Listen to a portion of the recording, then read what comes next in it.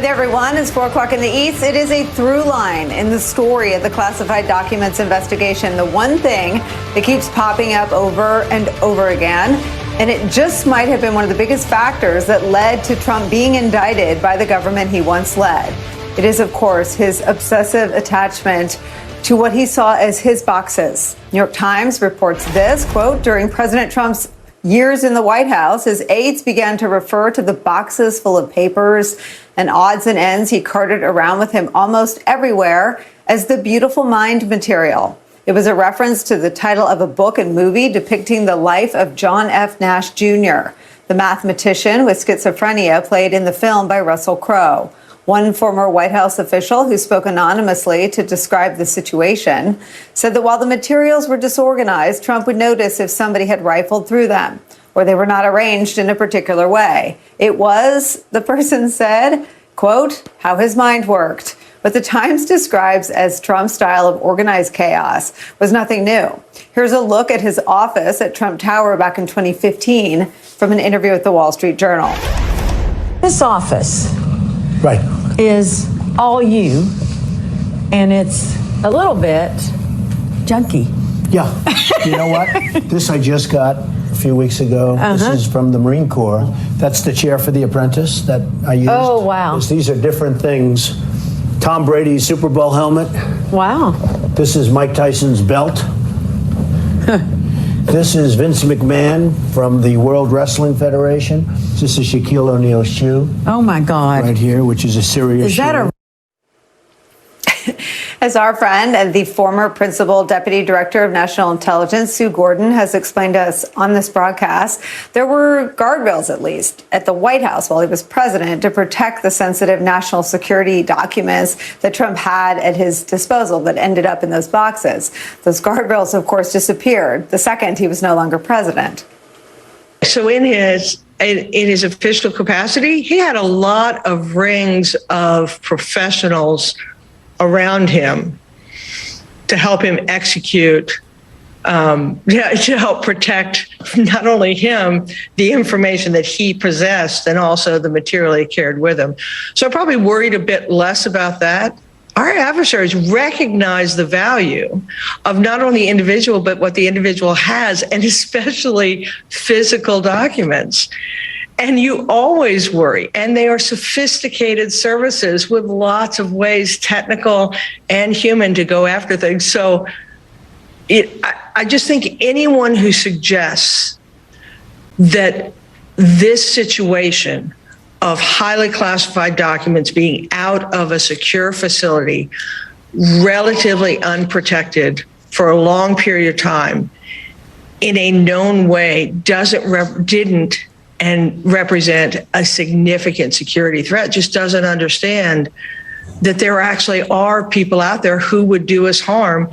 And it actually doesn't even take complicity on the part of the actor in order to provide the opening for that damage.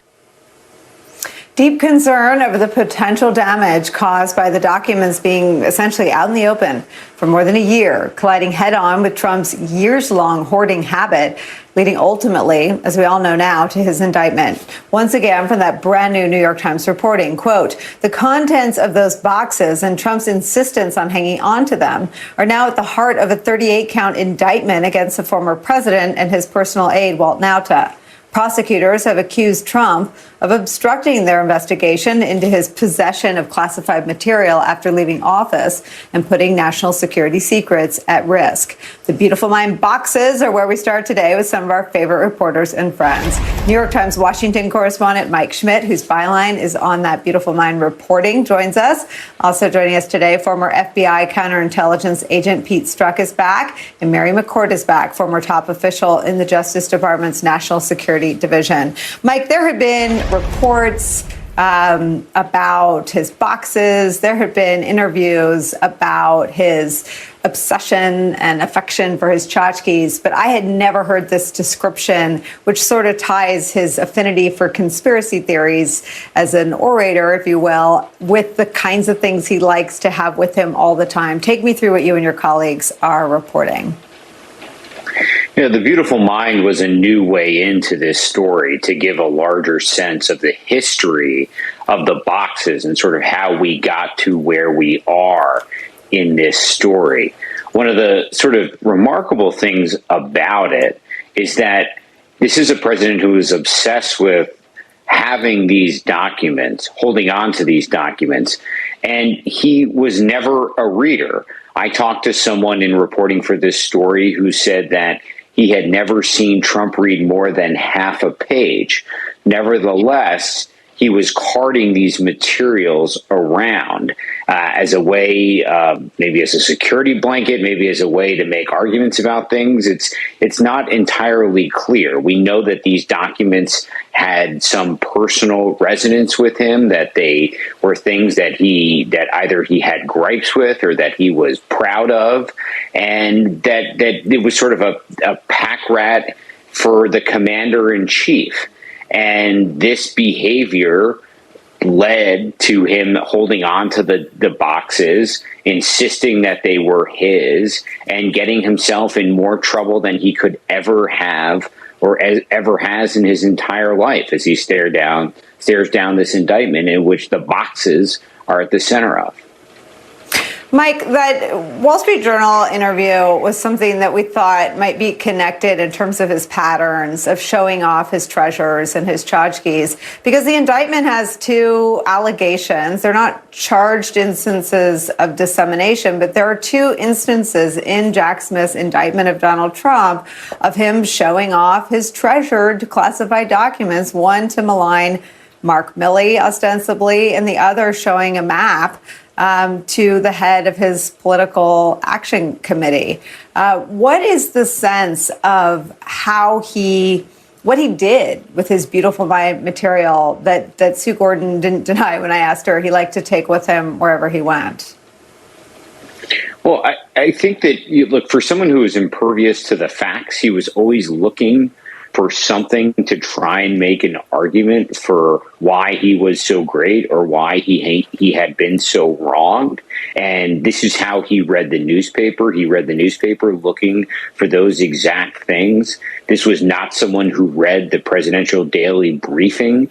When he was given it, he was given it orally, and they usually couldn't get more than a few minutes into it without him going off on some tangent or expressing his gripes with the intelligence community. So he was always searching for something. This is why he got himself into a lot of problems. He was constantly searching throughout his administration for ways to settle scores, to use the Justice Department as an extension of the government for his own political purposes. He never was able to push himself past his gripes and the small problems that he thought he had that he wanted to go back and relitigate.